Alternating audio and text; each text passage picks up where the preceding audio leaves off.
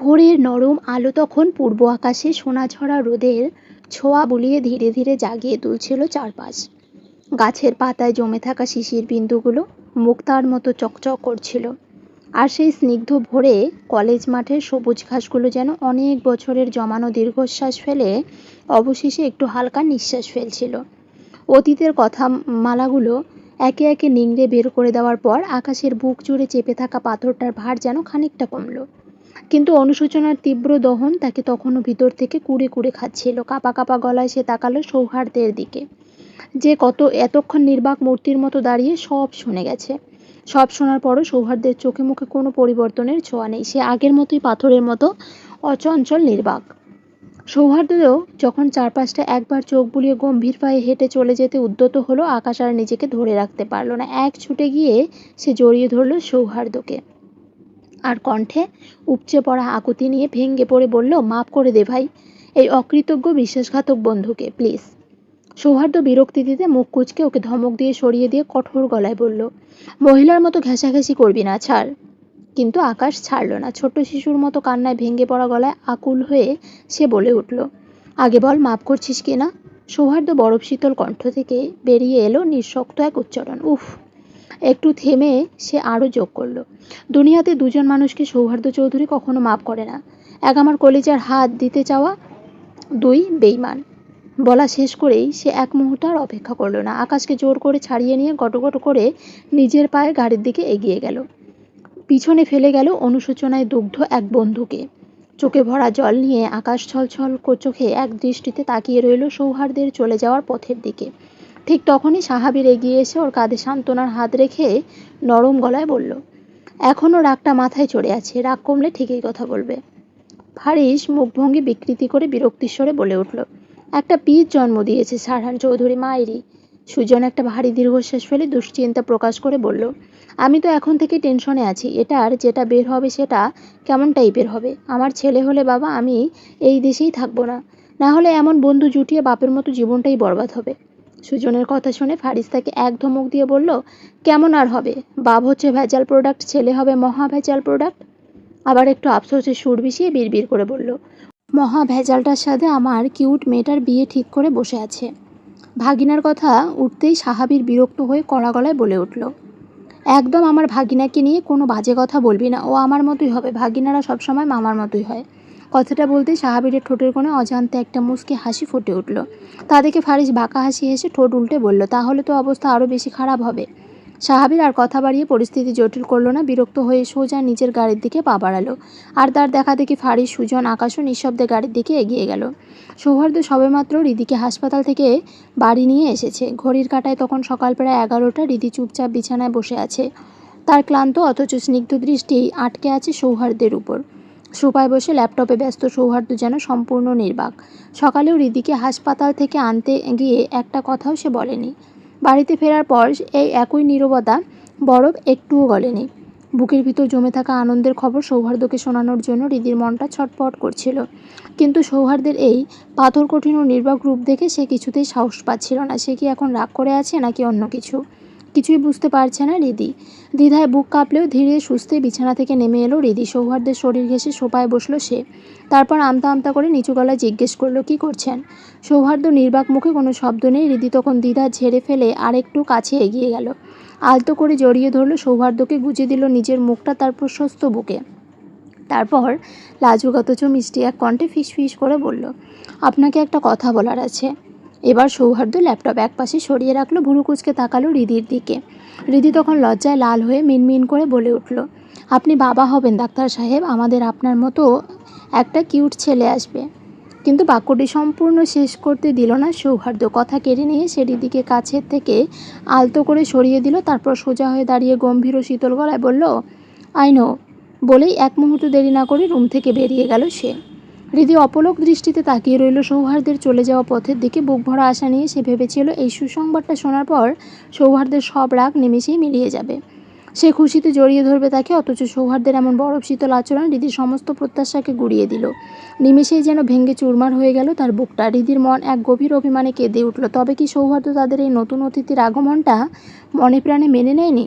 সে কি একটুও খুশি হয়নি বাবা হতে পেরে? ভাবতে একটু হাহাকার করে উঠল মেয়েটা। ড্রয়িং রুমে থমথমে মুখে বসে আছেন শারহান চৌধুরী। গতকালকে সেই আকস্মিক ঘটনার পর থেকে পুরো বাড়ির বাতাসে যেন বিষাদের ভারী চাদর ঝুলে আছে। সকাল থেকে রুম থেকে বের হয়নি সাথী। বাচ্চা দুটোকে নিয়ে নিজেকে একরকম ঘরবন্দি করে রেখেছে সে। পৃথা গিয়ে একবার জোর করে হলেও খাওয়ানোর চেষ্টা করেছিল, কিন্তু লাভ হয়নি। মুখে এক গ্রাসও তুলছে না সাথী। কারোর সঙ্গে একটা কথাও না। উপায় না পেয়ে পৃথা কেবল বাচ্চা দুটোকে খাইয়ে সাথীর খাবারটা পাশে রেখে চলে এসেছে। সাথী কোনোদিন বিশ্বাসই করতে পারেনি আরহান এমন কোনো জঘন্য কাজের সঙ্গে যুক্ত থাকতে পারে। এই চরম সত্যটা তার পুরো পৃথিবীটা এক নিমিষে গুড়িয়ে দিয়েছে। রিমা চৌধুরীর অবস্থাও তথৈবচ। তিনিও নিজেকে আটকে রেখেছেন নিজের রুমে। পুরো বাড়িটা যেন এক জীবন্ত মরা বাড়িতে পরিণত হয়েছে। এমনই দম বন্ধ করা পরিবেশ। বাবার দিকে এক পলক তাকিয়ে সামনের সোফায় এসে বসলো সৌহার্দ্য। ছেলের দিকে তাকাতে আকুতি ঝরে পড়ল শারহান চৌধুরীর কণ্ঠে। তোমার চাচ্চু তো পালিয়ে গেছে, আরহানকে কি কোনো রকম ছাড়ানোর ব্যবস্থা করা যায় না? সৌহার্দ্য এক অদ্ভুত গম্ভীর কণ্ঠে জবাব দিল। সে নিজেই ধরা দিয়েছে, এখন আর কিছু করার নেই। ছেলের এই নির্বিকার অথচ কঠোর জবাবে একটা দীর্ঘশ্বাস বেরিয়ে এলো শারহান চৌধুরীর বুক ছেড়ে। অসহায় গলায় তিনি বলে উঠলেন, একবার ভালো করে দেখো না, কোনোভাবে কিছু করা যায় নাকি? অবুঝ বাচ্চা দুটোর ভবিষ্যৎ কী হবে বলতো? সমাজে লোকে ওদের দিকে আঙ্গুল তুলবে। বাবার এমন কথায় কিছুটা বিরক্ত হলো সৌহার্দ্য। ভুরু কুচকে গমগমে অথচ শক্ত কণ্ঠে এসে বলে উঠল, তুমি এসব নিয়ে অতিরিক্ত চিন্তা করে নিজের হার্টের সমস্যা বাড়িও না, আমি দেখছি কি করা যায়। কথাটা শেষ করেই এক মুহূর্ত দেরি না করে সোফা ছেড়ে উঠে পড়ল সৌহার্দ্য। তারপর দ্রুত পায়ে বেরিয়ে গেল বাড়ি থেকে। মির্জা বাড়ির ড্রয়িং রুমে থমথমে ও গম্ভীর পরিবেশ। বসে আছে সৌহার্দ্য, সাহাবীর আর ফারিস। তাদের ঠিক সামনেই সোফায় বসে আছেন শাফিন মির্জা। মূলত সাহাবীরের সঙ্গে সুমির বিয়ের পাকা কথা বলতে বা প্রস্তাব নিয়ে তারা আজ এখানে হাজির হয়েছেন। ঘরের দীর্ঘ নীরবতা ভেঙে শাফিন মির্জা সরাসরি সৌহার্দ্যের দিকে চোখ রাখলেন। সৌজন্যমূলক গলায় জানতে চাইলেন, আমাদের বৌমা কেমন আছে? সৌহার্দ্য নিজের স্বভাবসুলভ গম্ভীর ভাব বজায় রেখে শীতল কণ্ঠে উত্তর দিল, জি ভালো আছে। আপনার সাথে একটা ব্যাপার নিয়ে কথা ছিল, সেজন্যই আসা। ঠিক তখনই তাদের কথার মাঝখানে ড্রয়িং রুমে এসে ঢুকলেন সুমির মা। হাতে নাস্তার ট্রে, সবার সামনে ট্রেটা রাখতে রাখতে তিনি স্নেহের সুরে বলে উঠলেন, আরে কথা তো পরে হবে, আগে একটু নাস্তা খেয়ে নাও বাবা। আমার মেয়েটাকে একবার আনতে পারলে না? এখন তো মেয়েটা আসেই না বললেই চলে। রিদিকে সুমির মা নিজের মেয়ের মতোই ভালোবাসে। সৌহার্দ্য কফির কাপটা হাতে তুলে নিয়ে সামান্য চুমুক দিল, তারপর শান্ত অথচ গম্ভীর গলায় বলল, ও একটু অসুস্থ আছে আন্টি, অসুস্থ হলে নিয়ে আসবো। কথা শেষ করেই সে আবার দৃষ্টি ফেরালো শাফিন মির্জার দিকে। গম্ভীর কণ্ঠে বলতে শুরু করলো, আঙ্কেল, আমার বন্ধু বীরকে তো আপনি চেনেনই। আলাদা করে ওর পরিচয় দেওয়ার কিছু নেই, ও খানবাড়িরই ছেলে। কিন্তু সৌহার্দ্যের কথা শেষ হলো না। তার মুখের কথা কেড়ে নিয়ে শাফিন মির্জা একটু বাঁকা ও ব্যঙ্গাত্মক হাসিতে মুখটা কুঁচকে বলে উঠলেন, তার তো আবার দুটো পরিচয়, একাধারে শিকদার বাড়ির ছেলে, আবার অন্যদিকে খানবাড়িরও। শাফিন মির্জার এমন খোঁচা মারা কথায় মুহূর্তের জন্য ড্রয়িং রুমের বাতাসটা আরও ভারী হয়ে উঠল। সাহাবীর ততক্ষণে শান্ত অথচ তীব্র দৃষ্টিতে চোখ তুলল সুমির বাবার দিকে। তার চোখে মুখে কোনো রাগ বা অস্বস্তি নেই, রয়েছে এক পাথুরে আত্মবিশ্বাস। গম্ভীর ও ভারী কণ্ঠে সে সোজা শাফিন মির্জার চোখের দিকে তাকিয়ে বলে উঠল, আমার নিজের পরিচয়টাই এনাফ। খান বা শিকদার কারো পরিচয়ে কোনো প্রয়োজন পড়ে না আমার। সাহাবীরের এমন কড়া ও আত্মবিশ্বাসী জবাবে শাফিন মির্জা কিছুটা হকচকিয়ে গেলেন। তিনি আর সাহাবীরের সঙ্গে তর্কে না গিয়ে সরাসরি দৃষ্টি ফিরিয়ে নিলেন সৌহার্দ্যের দিকে। তার ছেলের সুর এড়িয়ে জানতে চাইলেন, কি যেন বলতে চেয়েছিলে বলো। সৌহার্দ্য বেশ ভালোভাবেই বুঝতে পারল এই লোক এত সহজ নরম হওয়ার পাত্র নয়। ঘুরিয়ে পেঁচিয়ে কথা বলার সময় তার নেই, আর সেটা সৌহার্দ্যের ধাতেও নেই। তাই সে কোনো ঢাকটাক না করে একেবারে সোজাসুজি নিজের বক্তব্যটা পড়ে ফেলল। আপনার মেয়ে, কি যেন নাম, ওটাকে বীর ভালোবাসে এবং বিয়ে করতে চায়, তাই কোনো রকম ঝামেলা না বাড়িয়ে আপনি সরাসরি রাজি হয়ে যান। সৌহার্দ্যের এই হুকুমের সুরে বিয়ের প্রস্তাব দেওয়ার ভঙ্গি দেখে ফারিস পাশে বসে মনে নাক মুখ কুঁচকে ফেলল। সে মনে বিড়বিড় করে ভাবল, এভাবে কেউ বিয়ের প্রস্তাব দেয়? এভাবে প্রস্তাব দিলে তো মেয়ের বাপ মেয়ে তো দূরের কথা, উল্টো জুতো পিটে করে বাড়ি থেকে বের করে দেবে। শাফিন মির্জা এমনিতেই সৌহার্দ্যকে চোখে দেখতে পারেন না। একই এলাকায় হয়, সৌহার্দ্যের চরিত্র ও স্বভাব সম্পর্কে তার স্পষ্ট ও নেতিবাচক ধারণা রয়েছে। তাই বিরক্তটা চেপে রেখে তিনি বেশ ঠান্ডা ও স্থির কণ্ঠে বললেন, তোমার প্রস্তাবটা রাখতে পারলাম না। আমার মেয়ের বিয়ে ঠিক করা আছে আমার বন্ধুর ছেলের। ওনার মুখের কথা কেড়ে নিয়ে ফারিস শান্ত অথচ পাথর কঠিন গলায় বলল, ভেঙে দিন, আর আপনার লজ্জা লাগলে আমাকে বলুন, আমি গিয়ে ভেঙে দিয়ে আসব। শাফিন মির্জা আর কোনো কথা বললেন না, কেবল চোখের পলকে সামনে বসা এই ত্রিমূর্তিকে মনে ভালো মতোই চেনেন। ওনার চোখে এরা কেউই ভালো নয়। মুরব্বি তো দূরের কথা, বয়োজ্যেষ্ঠদের সম্মানটুকু দেওয়ার ভদ্রতাও এদের নেই। একেবারে আস্ত বেয়াদব। বিশেষ করে ফারিসকে তিনি সৌহার্দ্যের থেকে অনেক বেশি অপছন্দ করেন। এর কারণও আছে। সংসদে বা জনসভায় ভাষণ দেওয়ার সময় ফারিস যেভাবে খোঁচা মেরে কথা বলে তাতে মনে হয় সে ভাষণ দিচ্ছে কম, বরং অন্য এমপি মন্ত্রীদের তুলোধনা ও টিটকারি করছে বেশি। আর সাহাবীরের ব্যাপারে ব্যক্তিগতভাবে খুব বেশি কিছু না জানলেও তার জটিল পারিবারিক ব্যাকগ্রাউন্ডের কথা মাথায় রেখে শাফিন মির্জা তাকেও মনে সম্পূর্ণ অপছন্দ করেন। আর কোনো রাগটাগ বা ভনিতা না করে শাফিন মির্জা এবার একেবারে সরাসরি বিষ ঢেলে দিলেন, আমি কোনো জারজ সন্তানের সাথে আমার মেয়ের বিয়ে দেব না, তোমরা এখন আসতে পারো। এই চরম অপমানজনক কুরুচিকর কথাটা শোনার মাত্রই সৌহার্দের ভিতরে থাকা রাগটা আগ্নেয়গিরির লাভা ফেটে পড়ল। সে ধরপড় করে সোফা থেকে উঠে দাঁড়িয়ে রাগে কাঁপতে কাঁপতে গর্জে উঠল, মুরব্বি বলে সম্মান দিচ্ছি তাই বলে যা খুশি তাই।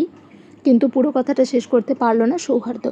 তার ঠিক পাশেই বসে থাকা সাহাবীর শক্ত হাতে সৌহার্দের হাতটা খপ করে চেপে ধরল আর চোখের ইশারাতেই তাকে শান্ত হতে বলল।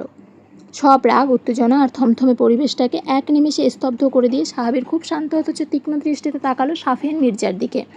তার কণ্ঠে ছিল এক পাথরের মতো অনমনীয় দৃঢ়তা। আপনার মেয়েকে ডাকুন। সে যদি সামনাসামনি বলে যে সে আমাকে চায় না, তবে কথা দিচ্ছি এই মুহূর্তেই আপনার বাড়ি থেকে চিরতরে চলে যাব।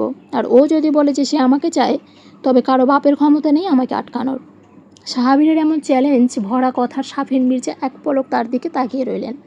এরপর আর কথা না বাড়িয়ে গলা উঁচিয়ে ডাকলেন, সুমি এদিকে আয়। বাবার ডাকে ড্রয়িং রুমে এসে হাজির হলো সুমি। তার বুক তখন কাঁপছে, দুই হাত মোচড়ানো। সাহাবীর এক মুহূর্ত সময় নষ্ট না করে সরাসরি গিয়ে দাঁড়ালো সুমির ঠিক সামনে। সুমির চোখের গভীরের দিকে তাকিয়ে কঠিন অথচ কাঁপা কাঁপা গলায় সে শুধালো, তোমার বাবা তোমাকে আমার কাছে দিতে রাজি নন। বলো, তুমি কি আমাকে ভালোবাসো? আমার হাত ধরে আমার সাথে যাবে? সাহাবীরের এই সরাসরি প্রশ্নে সুমি একেবারে ত্রাস ভয়ে চোখ তুলে তাকালো তার বাবার রাগী মুখের দিকে। তারপর দ্রুত দৃষ্টি নামিয়ে নিল মেঝেতে। গলা কাঁপিয়ে অত্যন্ত ক্ষীণ ও ছোট একটা শব্দ তার মুখ থেকে বেরিয়ে এলো, না, আপনি চলে যান। এই একটা ছোট শব্দ যেন পুরো ঘরটাকে স্তব্ধ করে দিল। সাহাবীর যেন নিজের কানকেই বিশ্বাস করতে পারছিল না। সে অপলক দৃষ্টিতে তাকিয়ে রইল সুমির দিকে। বুক চেড়ে বেরিয়ে আসা সুমির ওই ছোট্ট না শব্দটা যেন খঞ্জরের মতো এসে বিঁধল তার হৃৎপিণ্ডে। এক নিমিষে ছিঁড়ে খুঁড়ে দিল তার সমস্ত অহংকার ও ভালোবাসা। ভাঙ্গা বুক আর পাথর হয়ে যাওয়া নিঃশ্বাসটাকে কোনো মতে আটকে সাহাবীর সুমির উপর থেকে চোখ সরিয়ে নিল। সে আর একটাও কথা বলল না। পিছনে ফিরে সৌহার্দ্যের দিকে তাকিয়ে ম্লান অথচ শক্ত গলায় কেবল বলল, চল, এবার আমাদের যাওয়া উচিত। সবাই যখন নীরব, তখন ফারিজ একটু সামনে ঝুঁকে নরম গলায় শাফিন মির্জাকে বোঝানোর সুরে বলে উঠল, আঙ্কেল, একটু বোঝার চেষ্টা করুন। কিন্তু ফারিজকে বাক্য শেষ করার সুযোগ দিল না শাফিন মির্জা। গমগমে ও কঠোর স্বরে তিনি হাত নেড়ে ধমকে উঠলেন, আমার বাড়ি থেকে যেতে পারো তোমরা। শাফিন মির্জার এমন অভদ্র ও অপমানজনক আচরণে ফারিসের মাথার ভিতরে সমস্ত রাগ মুহূর্তের মধ্যে মাথায় চড়ে বসল। সে আর নিজেকে একটুও ধরে রাখতে পারল না। তেতে উঠে তেড়ে গিয়ে ঝাঁঝালো গলায় বলে উঠল, বাল ভেবেছিলাম একটু ভদ্রভাবে কথা বলবো, কিন্তু আজকাল তো দেখি ভদ্রতার কানাকড়িও দাম নেই। চলেই যাচ্ছি আমরা। আমার বন্ধু যদি আপনার মেয়েকে ভালো না বাসতো, তবে আপনার বাড়িতে মুততেও আসতাম না। কথাটা বলেই সে হুড়মুড় করে বেরিয়ে যাওয়ার জন্য পা বাড়ালো, কিন্তু পর মুহূর্তে দরজার সামনে গিয়ে হঠাৎ থমকে দাঁড়ালো সে। টেবিলে রাখা সাথে আনা মিষ্টি আর ফলমূলের প্যাকেটগুলো সজোরে তুলে নিল হাতে। তারপর বাঁকা হাসিতে শাফিন মির্জার দিকে তাকিয়ে বিষাক্ত গলায় বলে উঠল, যেহেতু মেয়ে দিচ্ছে নেই না, তাই এগুলো খেয়ে ডায়াবেটিস বাড়িয়ে আর লাভ নেই। এগুলো নিয়ে গেলাম। বলেই এক মুহূর্ত অপেক্ষা না করে রাগে গম গম করতে ফারিস নিজে হাতে বাড়িয়ে সাহাবীরের হাতটা শক্ত করে খপ করে ধরে ফেলল এবং টেনে ঘর থেকে বের করে নিয়ে গেল তাকে। ওরা ঘর থেকে বেরিয়ে যাওয়ার পর পুরো ড্রয়িং রুমে একটা থমথমে নীরবতা নেমে এলো। সৌহার্দ্য তখন সুমির দিকে একটা সেকেন্ডের জন্য তাকালো না। চোখ নিচু রেখে খুব শান্ত ও গম্ভীর গলায় সে ডেকে উঠল, কি যেন নাম তোমার? একটু কথা বলা যাবে? 1 মিনিট। সৌহার্দ্যের এমন গম্ভীর ব্যক্তিত্ব দেখে সুমি কিছুটা ইতস্তত বোধ করলো। ভয়ে ভয়ে ঢোক গিলে সে ফিসফিস করে বলল, জি স্যার, বলুন। সৌহার্দ্যের আগের মতোই চোখের দৃষ্টি মাটিতে ফেলে রেখে বলল, পার্সোনালি আমি আমার বউ ছাড়া দ্বিতীয় কোনো মেয়ের সাথে কখনো কথা বলি না। আজ তোমার সাথে কথা বলার একমাত্র কারণ আমার বন্ধু। তাই যা জিজ্ঞেস করবে একদম সোজাসুজি উত্তর দেবে, কোনো ভনিতা বা প্যাঁচালো কথা না, ওকে? সৌহার্দ্যের এই স্পষ্ট কথায় সুমি কেবল ভয়ে ভয়ে মাথা নাড়ালো। তখন নির্বাক ও পাথর কঠিন কণ্ঠে সৌহার্দ্য সরাসরি প্রশ্ন করলো, ভালোবাসো ওকে? প্রশ্নটা শুনে সুমি এক মুহূর্তের জন্য চুপ হয়ে গেল। বুক চিরে দীর্ঘ একটা সময় নিয়ে সে অনুচ্চ কণ্ঠে শুধু বলল, হ্যাঁ। সৌহার্দ্য একটুও সময় নষ্ট না করে সরাসরি কাজের কথা এলো, তোমার বাবা যদি রাজি হন, তুমি কি রাজি? সুমি এবার আর দেরি করলো না, চটজলদি উপর নিচ মাথা নেড়ে সম্মতি জানালো। সৌহার্দ্য আর সেখানে 1 সেকেন্ডও দাঁড়ালো না, পিঠ ফিরিয়ে হাঁটতে শুরু করলো। সে শুধু বলে গেল, ওকে। তোমার বাবা নিজেই তোমাকে বীরের হাতে তুলে দেবেন। সৌহার্দ্য রুম থেকে বের হয়ে যাওয়ার সঙ্গে সঙ্গে সুমির ভিতর আটকে থাকা সমস্ত কান্না বাঁধ ভেঙে উপচে পড়ল। সে আর নিজেকে ধরে রাখতে পারল না। আসলে এর আগের রাতেই সুমি তার বাবাকে সাহাবীরের ব্যাপারে সব খুলে বলেছিল। বাবা যখন বারবার জোর করে সুজনের সাথে তার বিয়ে ঠিক করার চেষ্টা করেছিলেন, তখন দেওয়ালে ফিট টেকে যাওয়ায় সুমি সাফ জানিয়ে দিয়েছিলেন যে সে কেবল সাহাবীরকেই ভালোবাসে। সাহাবীরদের পারিবারিক ব্যাকগ্রাউন্ড ও প্রভাব সম্পর্কে সাফির মির্জা আগে থেকেই ভালো মতো জানতেন, কারণ ব্যবসায়িক সূত্রে শিকদার পরিবারের সাথে তাদের বেশ ভালো পরিচয় ছিল। কিন্তু ওই নামের ওজন বা অভিজাত্য সাফির মির্জার কাছে কোনো মূল্যই পায়নি। তিনি মেয়েকে সাফ জানিয়ে দিয়েছিলেন এই বিয়ে তিনি জীবনের তরেও মানবে না। যদি সুমি আসলে সাহাবীরকে চায় তবে তাকে আজীবনের মতো বাবা মাকে ত্যাগ করতে হবে। একমাত্র সন্তান হওয়ার বাবা মায়ের কাছ থেকে আজীবন অন্ধ স্নেহ ভালোবাসা পেয়ে বড় হওয়া সুমির পক্ষে কি কখনো সম্ভব ছিল নিজের মা বাবার বুকে এভাবে পাথর চাপা দিতে? বাবা মার মনে এত বড় কষ্ট দেওয়ার কথা ভাবতেই সুমির বুক কেঁপে উঠেছিল, যা তার পক্ষে কোনোভাবেই সম্ভব ছিল না। রাস্তার পাশের অমিশ্রণ নিস্তব্ধটাকে যেন ভারী হয়ে নেমে এসেছে 3 যুবকের উপর। রাস্তার মৃদু হলুদ বাতির আলো সাহাবীরের মুখের থমথমে ভাবটা আরও স্পষ্ট হয়ে ওঠে। সুমির কথাটা যেন এখনও তার কানের ভিতর একটানা বেজে চলেছে, কানের পর্দা ফাটিয়ে দিচ্ছে। সাহাবীর কখনো গুণাক্ষরেও ভাবেনি সুমি এভাবে তার চোখের উপর চোখ রেখে তাকে সরাসরি অস্বীকার করবে। সে তো মনে ভেবেছিল অত্যন্ত বাবার সামনে বুক ফুলিয়ে দাঁড়াতে না পারুক, অত্যন্ত এইটুকু তো বলবে যে সে সাহাবীরকে ভালোবাসে। কিন্তু সব হিসেব যেন মুহূর্তে এলোমেলো হয়ে গেল। সাহাবীরের এই পাথরের মতো কঠিন ও বিষণ্ণ মুখখানা দেখে আর থাকতে পারল না ফারিস। দীর্ঘশ্বাস ফেলে রাগের সুরে বিড়বিড় করে উঠল, বালের শ্বশুরগুলো যে কেন এমন হয়? একটু থেমে নিজের মনে আবার যোগ করল, এদিক থেকে সৌহার্দের কপাল ভালো, শ্বশুর নামের এই আপদটা ওর নেই। ফারিসের এই অতিরিক্ত ও অপ্রাসঙ্গিক কথায় মুহূর্তের বিরক্তিতে কুঁকড়ে গেল সৌহার্দের মুখ। কড়া গলায় সে ধমক দিয়ে বলে উঠল, তোর ওই স্টুপিড মুখটা একটু বন্ধ করবি, ইডিয়েট। এরপর আর রাগ ধরে রাখতে না পেরে পরম যত্নে সাহাবীরের কাঁধে হাত রাখল সৌহার্দ্য। গলার স্বরটা একদম নরম করে সান্ত্বনার সুরে বলল, টেনশন নিস না। কি যেন নাম ওটার? ওর সাথে কথা বলেছি। বাবার ভয়ে হয়তো একটু ভয় পেয়ে গেছে, কিন্তু তোকেই ও ভালোবাসে। একটু থেমে অভিজ্ঞতা ও একটু সত্যি দিক তুলে ধরে সৌহার্দ্য আবার যোগ করল, আর সত্যি কথা বলতে কি, একটা মেয়ে তো তার বাবার রাজকন্যা। 2 দিনের ভালোবাসার টানে বাবা মাকে ছেড়ে হুট করে সব ছেড়ে আসা উচিত? এটা আমিও মনে করি না। কথাগুলো শেষ করে সৌহার্দ্য আবার সাহাবীরের মলিন মুখের দিকে তাকালো, চোখে আশ্বাসের আলো জ্বেলে বলল, ওই মেয়ে তোরই হবে, কথা দিচ্ছি। আর কোন বালটার সাথে বিয়ে দিতে চাচ্ছে ওটাকে? সৌহার্দ্যের কথা শেষ হওয়ার আগে সাহাবীর মরা গলায় ফুঁপিয়ে উঠল, সুজনের সাথে।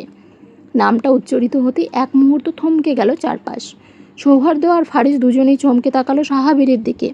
ফারিস কিছু একটা বলতে মুখ খুলতে সাহাবীর হাত উঁচিয়ে তাকে থামিয়ে দিয়ে বিষণ্ণ কণ্ঠে বলল, ওর কোনো দোষ নেই, ও নিজে এই বিয়েটা করতে চায় না। সাহাবীরের এই কথাটাতেই ফারিসের চোখ দুটো চকচক করে উঠল। হঠাৎ যেন মাথার ভিতর এক অদ্ভুত ফন্দি খেলে গেল তার। উৎসাহে ফেটে পড়ে সে বলে উঠল, এক কাজ কর, সুজনকে বলবো বিয়েতে রাজি হতে, তারপর বিয়ের দিন ওর জায়গায় ঘোমটা আড়ালে তুই। ফারিসের কথা শেষ হতে দিল না সৌহার্দ্য। একটা তীব্র ধমক দিয়ে তাকে থামিয়ে দিয়ে কড়া গলায় বলল, ইডিয়েট, তোর মাথাটায় কি গোবর ছাড়া আর কোনো ভালো বুদ্ধি আসে না?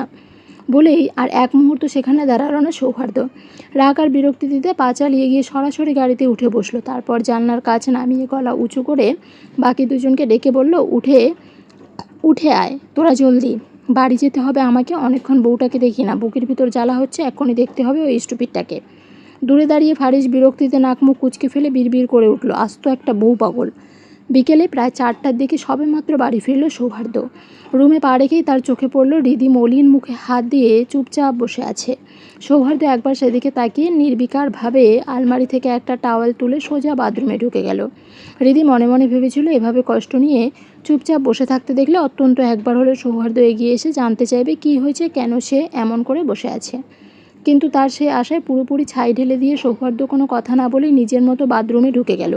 রিদির রাগে তখন পুরো শরীর জ্বলে যাচ্ছে। এই মানুষটার মধ্যে একটুও মায়া দয়া নেই, সব সময় শুধু তেজ আর অহংকার। রাগে অভিমানে রিদি আর সহ্য করতে না পেরে সজোরে টেনে তার কাপড় চোপড়ের ব্যাগটা বের করে ফেলল। আলমারি থেকে কিছু কাপড় খামচে টেনে বের করার পর বাথরুমের বন্ধ দরজার দিকে একবার রাগী দৃষ্টিতে তাকিয়ে মুখটা মুচড়ে একটা ভেঙচি দিল সে।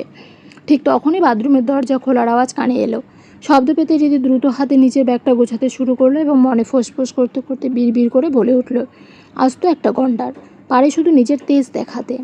তখনই সৌহার্দ্য বেরিয়ে এসে ড্রেসিং টেবিলের সামনে দাঁড়িয়েছে, গায়ে পারফিউমের স্প্রে। করে হাতের ঘড়িটা কবজিতে পড়তে পড়তে সে রিদির কাণ্ড কারখানা দেখলো। তারপর ভুরু কুচকে ঠান্ডা গলায় রিদির উদ্দেশ্যে প্রশ্ন করলো, ব্যাগ গোছাচ্ছ কেন স্টুপিড? রিদি মুখটা আরও বাঁকিয়ে জেদি গলায় তেড়ে উঠে বলল, চলে যাব বাবার বাড়িতে। মানুষের এত ইগো আর অহংকার, সে থাকুক। সৌহার্দের কপালটা বিরক্তিতে কুঁকড়ে গেল। ঠান্ডা অথচ বিরক্তি এক কণ্ঠে সে জবাব দিল, যেখানে খুশি যাও, আমার বাচ্চা রেখে যাও। রিদি হতবাক হয়ে বড় বড় চোখে তাকিয়ে রইল সৌহার্দের দিকে। বিশ্বাসই করতে পারছে না মানুষটা কি বলছে। সে কিছুটা অবাক ও ক্ষিপ্ত সুরে বলে উঠল, কিন্তু ও তো এখনো দুনিয়াতে আসেইনি, রেখে যাব কিভাবে? বলে উত্তরের অপেক্ষায় ফ্যাল করে তাকিয়ে রইল সৌহার্দের মুখের দিকে। সৌহার্দ আগের মতোই চরম উদাসীন ও বিরক্তি ভঙ্গিতে বলে উঠল, সেটা আমি কিভাবে বলবো? আমার বাচ্চা রেখে তুমি যে জাহান্নামে খুশি যাও, আই ডোন্ট কেয়ার। কথাটা শেষ করেই ক্লেজটা থেকে একটা শার্ট টেনে বের করে গায়ে গলিয়ে নিল সে। রিদি অপলক দৃষ্টিতে কিছুক্ষণ সেদিকে তাকিয়ে রইল। রাগে তার বুক ফেটে যাওয়ার উপক্রম হলো। ব্যাগ গোছানো শেষ করে এক মুহূর্ত রুম থেকে বেরিয়ে যাওয়ার জন্য সে সবেমাত্র উঠতে যাচ্ছিল, ঠিক তখনই ঘটে গেল অপ্রত্যাশিত এক কাণ্ড। সৌহার্দ্য হঠাৎ লম্বা পায়ে এগিয়ে এসে রিদির হাত থেকে গোছানো ব্যাগটা হ্যাচকা টানে কেড়ে নিয়ে একপাশে ছুঁড়ে ফেলল। তারপর রিদিকে প্রায় জোর করেই বিছানায় বসিয়ে দিয়ে তার পেটের উপর থেকে জামাটা আলতো করে সরিয়ে দিল। সে যখন রিদির উন্মুক্ত পেটে মুখ গুজে চুমু খেতে গেল, রিদি তৎক্ষণাৎ রাগে ফেটে পড়ে দুই হাত দিয়ে সৌহার্দের মাথাটা ঠেলে সরাতে গেল। একদম আমাকে চুমু খাবেন না, আমার সাথে একটা কথাও বলছেন না, আবার এসে চুমু খাচ্ছেন কেন? কিন্তু রিদির সেই ধাক্কা বা প্রতিবাদে একটুও কান দিল না সৌহার্দ্য। সে রিদির হাত দুটো এক হাতে সরিয়ে নিয়ে নিজের মুখটা আবার রিদির উষ্ণ পেটে গুজে দিল। চুমুতে পেটটা ভরিয়ে দিতে দিতে সে ব্যঙ্গ মিশ্রিত আদুরে গলায় ফিস ফিস করে বলে উঠল, তোমাকে কে চুমু খাচ্ছে স্টুপিড মহিলা? আমি আমার প্রিন্সেসকে চুমু খাচ্ছি। একদম আমার আর আমার মেয়ের মাঝখানে এসে বাধা দেবে না।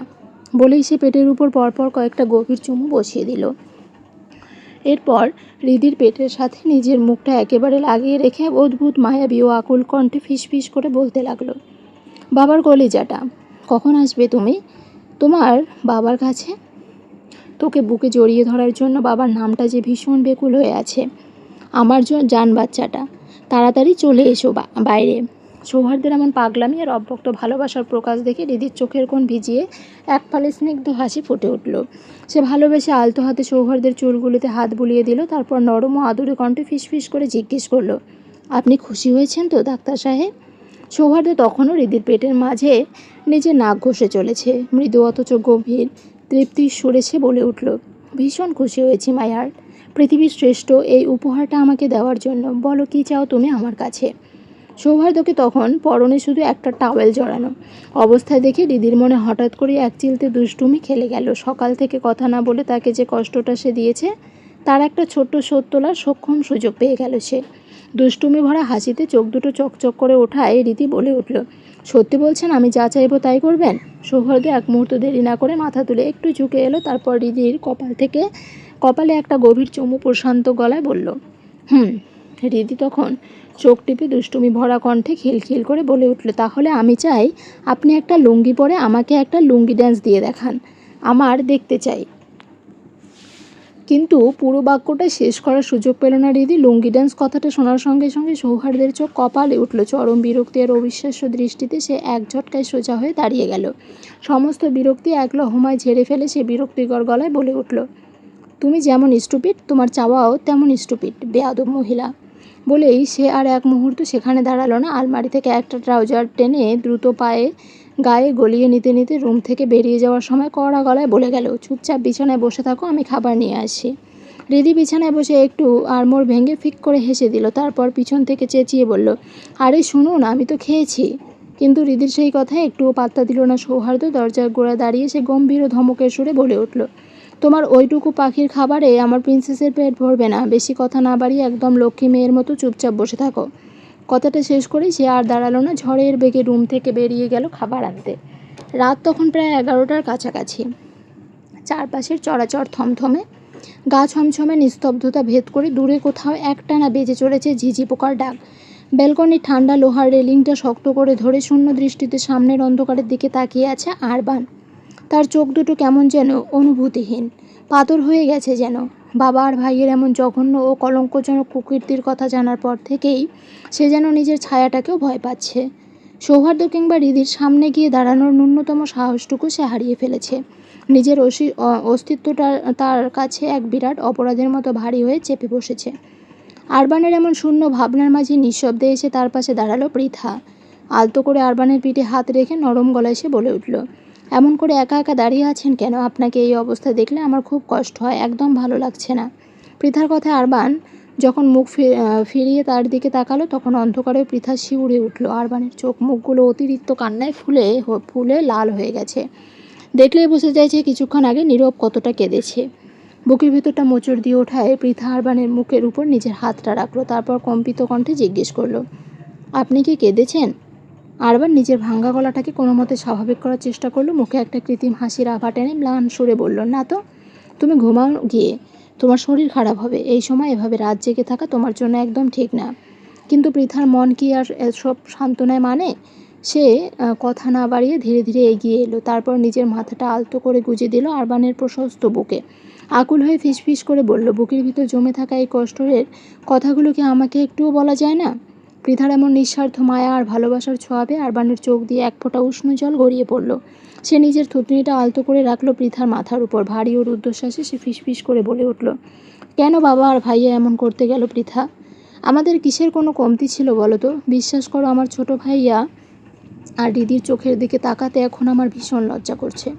নিজেকে মনে হচ্ছে পৃথিবীর সবচেয়ে বড় অপরাধী। পৃথা তখন নিজের হাত দিয়ে আরবানের পিঠ জড়িয়ে ধরে তাকে সান্ত্বনার সুরে বলল, এমন কথা আর কখনো মুখেও আনবেন না। ওরা তো খুব ভালো করেই জানে এই অপরাধের সাথে আপনার দূর দূরান্তেও কোনো সম্পর্ক নেই। আপনি তো কোনো অন্যায় করেননি।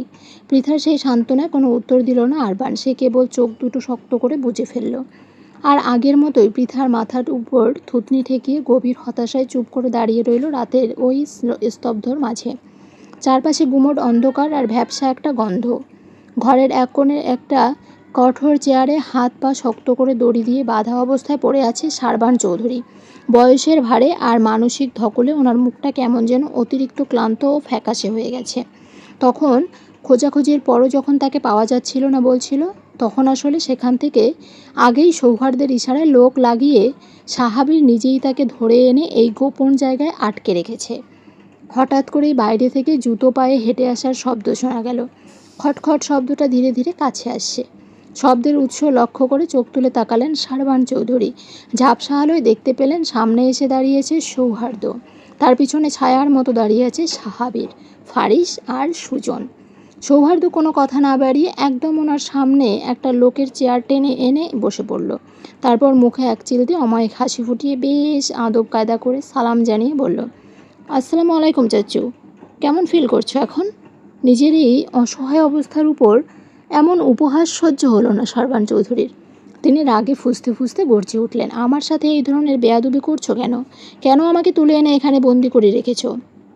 সৌহার্দ্য তাতে বিন্দুমাত্র বিরক্ত না হয়ে মৃদু হাসল।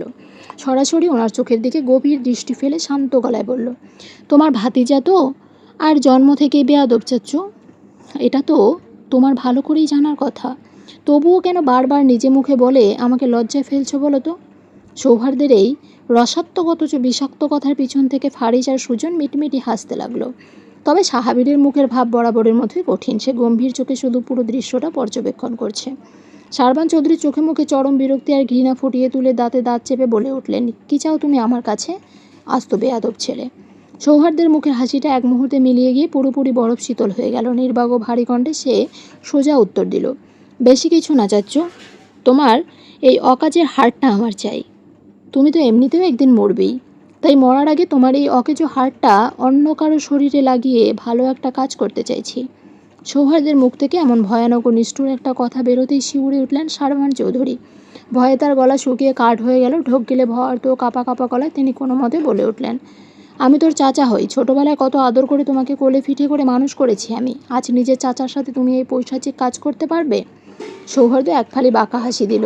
মুখে কৃত্রিম আফসোসের সুর ফুটিয়ে সে বলল, সত্যি বলছি, আমার ভীষণ কষ্ট হচ্ছে। ছোটবেলায় এত আদর করে মানুষ করে এখন বারবার আমাকে এভাবে মেরে ফেলার চেষ্টা কেন করছিলে বলো তো? সেই ছোটবেলায় আমাকে মেরে ফেলতে।